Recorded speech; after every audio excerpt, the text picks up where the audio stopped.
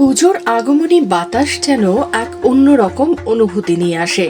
সেই পবিত্র সুরের ধ্বনি এবারও শোনা যাচ্ছে পূর্ব মেদিনীপুরের চাউলখোলা গ্রামের দাস পরিবারের প্রাচীন দুর্গোৎসবে। সমুদ্র উপকূলের খড়ের আটচালায় গড়ে ওঠা এই পুজো প্রায় 150 বছরেরও বেশি পুরনো, যা শুরুটা হয়েছিল ভগবান চন্দ্র দাসের পুত্র কুঞ্জবিহারী দাসের হাত ধরে। এই পুজো এখন আমাদের তৃতীয় প্রজন্মের হাতে।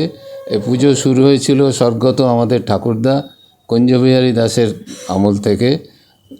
সত্যিকারে তার পিতা স্বর্গীয় ভগবানচন্দ্র দাস এখানে এসেছিলেন বর্ধমানের কোনো গ্রাম থেকে।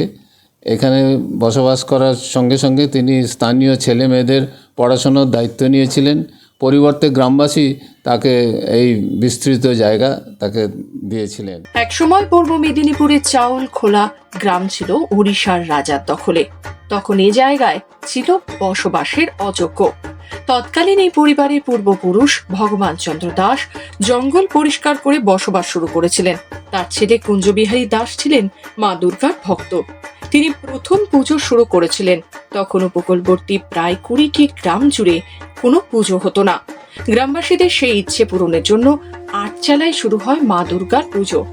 পুরনো রীতিনীতি মেনে আজও পুজো হয়ে আসছে মহা সমারোহে। আমাদের গ্রামে কোনো পুজো এখানে হতো না, আমাদের এখানেই পুজো একটাই হতো।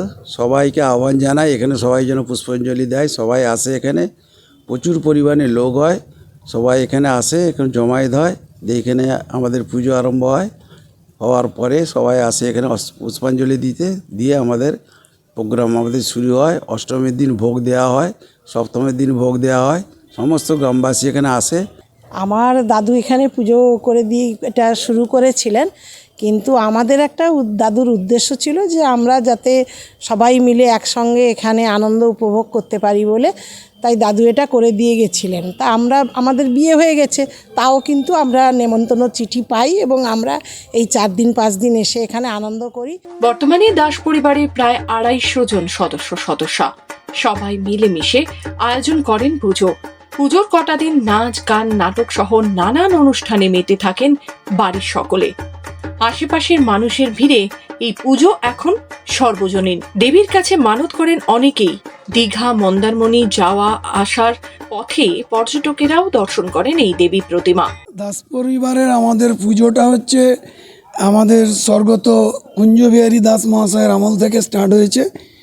উনি এই পুজোটা করেছিলেন মূলত 10-12টা 10-20টা গ্রামের লোকেরা যাতে এখানে এসে জড়ো হয়। তখন এখানে কোনো পুজো হতো না, এখানে ওনারা এসে আসেন এবং স্বতঃস্ফূর্তভাবে দুর্গা মায়ের পুজো অঞ্জলি দেন। পুজোর এখানে বিভিন্ন দিনে ভোগ বিতরণ হয়। এবং দাদুর আরেকটা উদ্দেশ্য ছিল আমাদের এই বিশাল পরিবারের সদস্যরা যাতে একটা দিন, এই পুজোর 4টা দিন যাতে ওরা একত্রিত হয়ে পরস্পরকে পরিচিতি হয় এবং পরস্পর সবাই মিলে আনন্দ উপভোগ করেন। সেই জন্য মূলত দাদু এইটা আমাদের ঠাকুরদা কুঞ্জবিহারী দাস মহাশয় করে গিয়েছিলেন। আগে দশমীর দিন বর্ণাঢ্য শোভাযাত্রার মাধ্যমে মায়ের মূর্তি সমুদ্রে বিসর্জন দেওয়া হতো। এখন দিন বদলেছে।